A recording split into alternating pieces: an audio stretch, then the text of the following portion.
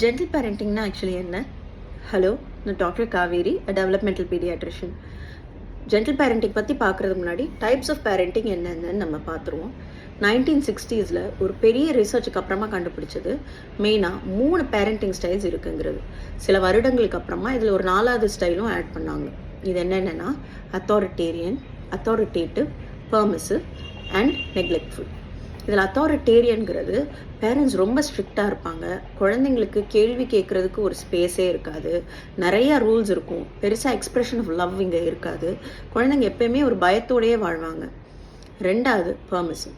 இது அப்படியே அத்தாரிட்டேரியனுக்கு ஆப்போசிட். நிறைய லவ் இருக்கும், நிறையா வார்ம்த் இருக்கும், ஆனால் ரூல்ஸே இருக்காது. குழந்தைங்க எது கேட்டாலும் சரி, எது சொன்னாலும் ஓகே, குழந்தைங்க ஹாப்பியாக இருந்தால் மட்டும் போதும்னு நினைக்கிற ஒரு டைப். 3வது அத்தாரிட்டேட்டிவ். இது ரெண்டுத்தையும் மிக்ஸ் பண்ண மாதிரி ஒரு டைப். இது என்னன்னா நிறைய லவ் இருக்கும்,